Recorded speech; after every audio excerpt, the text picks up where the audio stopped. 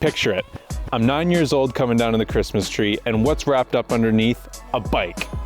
What's up, guys? It's Scott from BikeRide.com. And why am I babbling about a Christmas who knows how many years ago? Well, it's because the bike that we're currently looking at took me right back. And the right back that I'm talking about is that big box store feeling. So what bike are we talking about? It's the GOTRAX Emerge. And really, when I picked this bike up, I felt like I just pulled a bike off the rack at my local Walmart.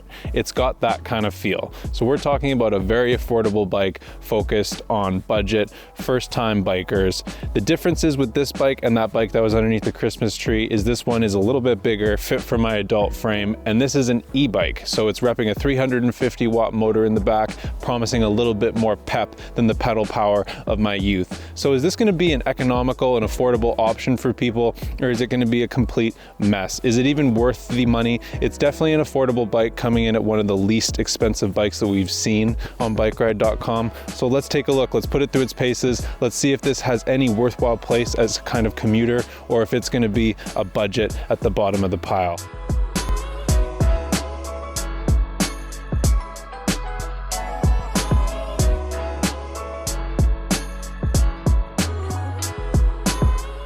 Let's get started like normal with the pros and cons.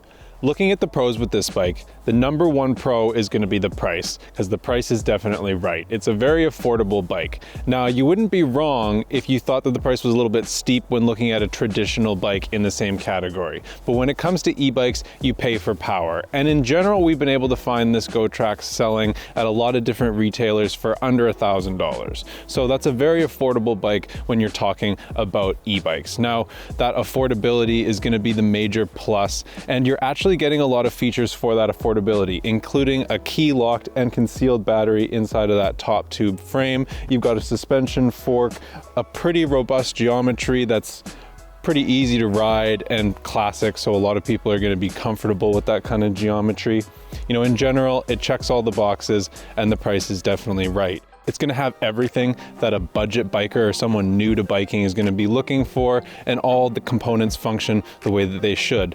Even a seasoned bike commuter may find the bike has a place as a less expensive commuter bike. In places where bikes suffer theft and vandalism, having a nondescript and less expensive bike could pay off. Our second pro is the motor. It actually has pretty good performance for the budget range that we're talking about. Oftentimes when we're dealing with a 350 watt motor on a budget bike, they underperform. And when it has to deal with any type of hill, it's often very under par. So when we came to this GOTRAX, it was actually relatively a nice surprise that the motor had good pep. Now, it also has a nice geometry and is relatively easy to pedal and a relatively light bike. So these factors combine together to really make that motor have the most out of what is there. So overall, we were impressed with the motor performance. It allows you to zip around on a level piece of ground or ride up and down some, relatively mellow inclines, kind of your normal hills that a beginner biker would be looking to travel up and down. It's definitely not a torque monster though, easing you rather than speeding you to that 20 mile per hour top speed limit. So our 0 to 20 times after testing were with throttle only 19 seconds from 0 to 20, and using the maximum pedal assist, we got a 0 to 20 time of 14 seconds. Moving on to the cons.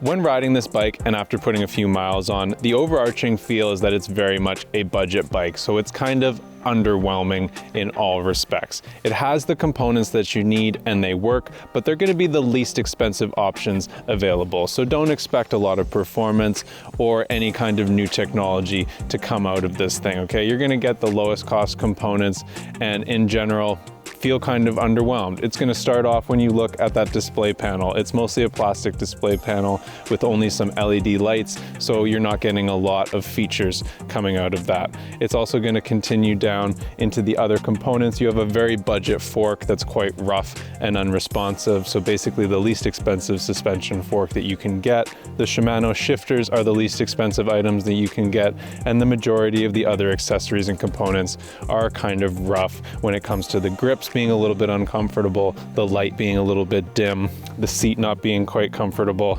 and the brakes being some pretty inexpensive mechanical brakes. So really, you're getting what you pay for. It's a budget bike. Everything works the way that it should, but don't expect anything more than what is really being available. If you go to Walmart or your local big box store and pull one of the nicer models off the shelf, that'll probably give you a pretty good idea of what the GOTRAX is like. So what is the GOTRAX Emerge? The GOTRAX Emerge is a recreational bike or maybe a light commuter. It has some mountain bike styling from the knobby 26-inch tires and the front suspension fork. And it's got a pretty classic geometry that many of us have seen before on big box style bikes. It doesn't carry a lot of accessories or specific items that would make it a good commuter, so it's going to be a pretty firmly recreational ride in general and a budget item. So what does it do best? Overall, the bike is a great light recreational bike. Recreational users looking for a budget item e-bike will find good use in it. It would make laps around the park easy and could assist you in keeping up with quick kids. It could also be used by those who are looking to rehab from an injury or just in general needed a little bit of electric power to add to those recreational rides. Also, with the thin tires and traditional geometry, it fits a lot of bike racks, so campers and RVers could make good use of it. Reasons to look elsewhere. In general, anyone but an entry-level individual looking for a recreational budget bike probably won't be interested. If you're more of a seasoned biker and know what you're looking for, then you'll probably find a few aspects of the bike under par and underwhelming.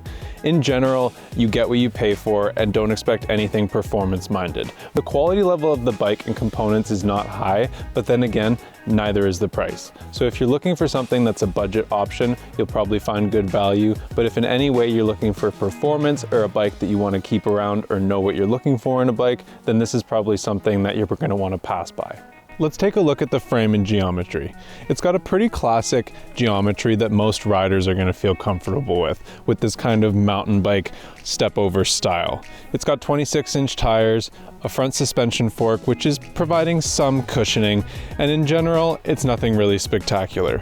Some aspects of it make the ride a little bit uncomfortable and not suited to any type of aggressive or more advanced terrain, such as the front headset, which is quite long, and that coupled with the front wheel and the position of the fork really draws you over the front wheel and makes that front wheel very susceptible to a little bit of wobble with the movement. So in general, it's really suited better to recreational riding it around the park, and is not going to be susceptible to any kind of rougher terrain, more advanced trails, or anything more mountain bike, even though it does have a little bit of that styling.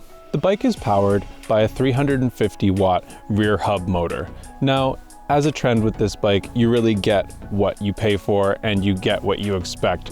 Nothing overtly powerful, no real extra performance here. It's pretty standard for a 350 watt motor, but you know, it's pretty zippy on flat level ground, so it's definitely not a complete bust when it comes to power. Now, when you start to get into the hills, if you go for anything more than a mellow hill, you're gonna find that you're gonna have to put in a reasonable amount of work with those legs to get up steeper inclines.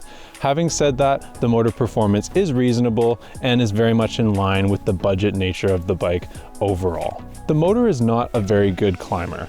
It completed a hill climb of a total of 0.18 miles with 95 feet of elevation gain in 1 minute and 14 seconds. So it's not the fastest climber. It had an average speed of approximately 6 miles per hour.